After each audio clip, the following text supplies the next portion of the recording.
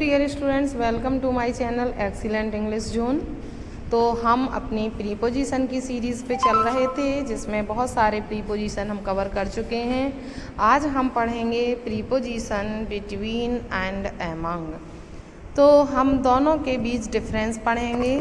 Between और among एक ऐसे प्रीपोजिशन है जो किसी भी सेंटेंस में, किसी भी सिंथेसिस के टू पार्ट को ऐड करने में और एज अ कंजक्शन भी यूज़ किए जाते हैं।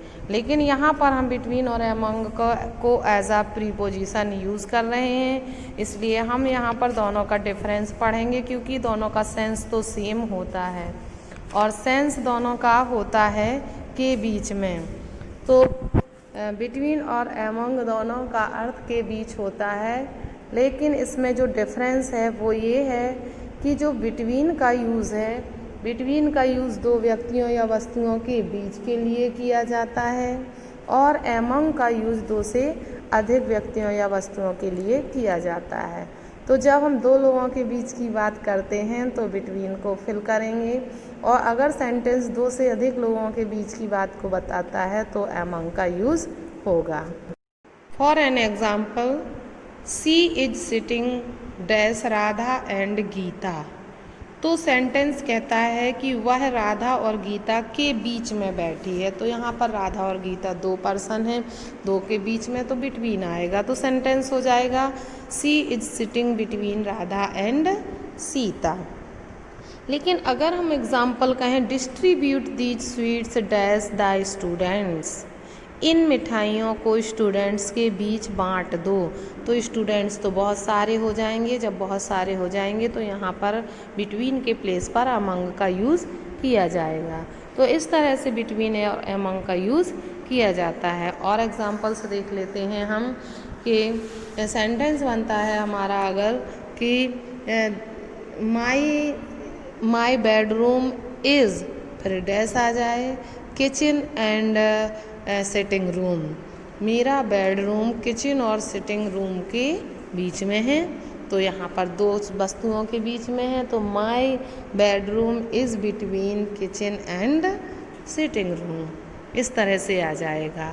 अगर एग्जाम्पल आता है माई फादर या his father distributed his property, या his father divided his property dash his sons. तो यहाँ पर कई सन्स होंगे, उसके दो से अधिक हो सकते हैं, इसलिए एमंग का यूज़ होगा। तो एमंग हिज सन्स आएगा। तो his father divided his property among his sons हो जाएगा। तो इस तरह से ये बिटवीन और एमंग का यूज़ कंप्लीट होता है। अब हम बिटवीन और एमंग की तरह हम अब डिफरेंस पढ़ेंगे बिसाइड एंड बिसाइड्स का। तो इसमें यूज़ ऑफ बिसाइड और बिसाइड्स भी कवर करेंगे। तो beside, use of beside, beside का अर्थ होता है पास में, के पास या बगल में। तो जब कोई वस्तु किसी के पास या बगल में होती है तो बिसाइड का यूज़ करते हैं। For an example, she is sitting dash me, वह मेरे बगल में बैठी है, तो she is sitting beside me. अगर हम कहें कि there is a restaurant dash the office, office के बगल में या ऑफिस के पास एक रेस्टोरेंट है, तो बिसाइड का यूज़ करेंगे, ना कि नियर का। एज अ प्रीपोजिशन बिसाइड का यूज़ होता है। तो there is a restaurant beside the office. अगर हम कहें the place stood dash the hill, the palace stood dash the hill, palace पहाड़ी के पास में बसा हुआ है, खड़ा है, बना हुआ है, तो the palace stood beside the हिल हो जाएगा। तो ये बिसाइड का यूज़ होता है हमारा। और एक और इम्पॉर्टेंट एग्जांपल है the river flowed dash the fort, तो बनेगा the river flowed beside the fort, जो नदी है वह किले के पास बहती है। तो ये बिसाइड का यूज़ हो गया। अब हम बात करते हैं बिसाइड्स, जिस मीन्स होता है के पास, जिस मीन्स होता है के अलावा। तो बिसाइड्स मीन्स होता है के अलावा या के अतिरिक्त। तो जब हम किसी दो वस्तुओं की बात करते हैं और दोनों को मिक्स करते हैं कि इसके अलावा उसके पास ये भी है, तो जैसे कि dash cows he keeps horses, तो यहाँ पर आएगा गायों के अलावा वह घोड़े भी रखता है, तो बिसाइड्स काऊ हो जाएगा। अगर हम कहें कि we require many things dash bread, तो यहाँ पर हम कहेंगे कि ब्रेड के अलावा उसे और कई चीज़ों की आवश्यकता है।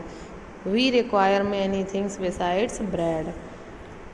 अगर हम कहें dash a magazine she bought some toys, magazine के अलावा उसने कुछ टॉयज भी खरीदे, तो बिसाइड का यूज़ यहाँ पर हो जाएगा।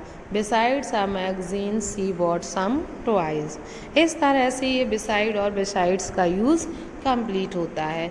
तो हमें यहाँ पर बिटवीन और एमंग का यूज़ पढ़ा, जिसमें सेंस सेम होता है, यूज़ अलग अलग होता है। लेकिन जब हमने बिसाइड और बिसाइड्स का यूज़ पढ़ा तो ये वर्ड सेम है और सेंस अलग अलग है। तो इस तरह से हमारी ये 4 प्रीपोजिशन कंप्लीट होते हैं। तो आई होप आपको ये डिफरेंसेस, ये 4 प्रीपोजिशन समझ में आ गए होंगे। और अगर आपको ये वीडियो पसंद आया हो तो वीडियो को लाइक करें, अपने फ्रेंड्स को ज़्यादा से ज़्यादा शेयर करें। और अगर आप मेरी चैनल पर अभी भी नए हैं तो चैनल को सब्सक्राइब करें और बेल आइकन प्रेस करना ना भूलें। Thanks for watching video.